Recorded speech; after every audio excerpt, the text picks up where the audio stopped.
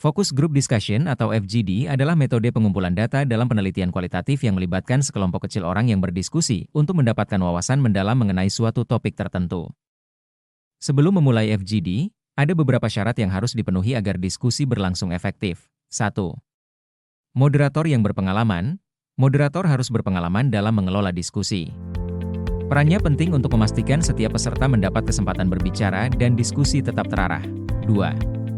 Kelompok yang representatif. Peserta diskusi harus representatif dari populasi yang diteliti, serta memiliki berbagai perspektif untuk memperkaya data. 3. Pertanyaan fokus.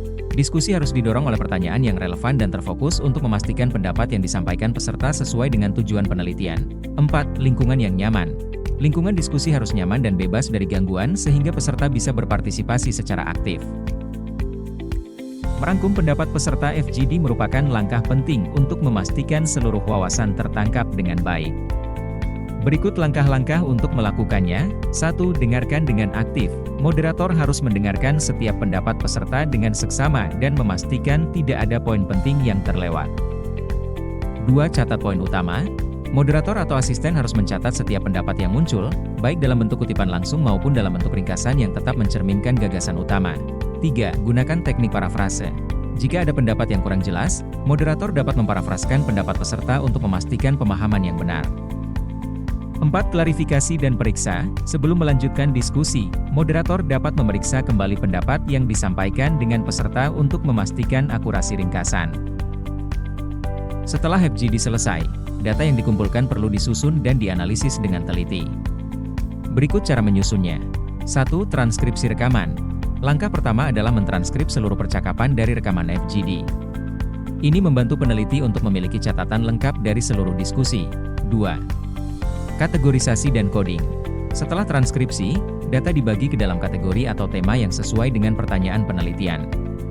Coding dilakukan untuk menandai bagian penting dari transkrip.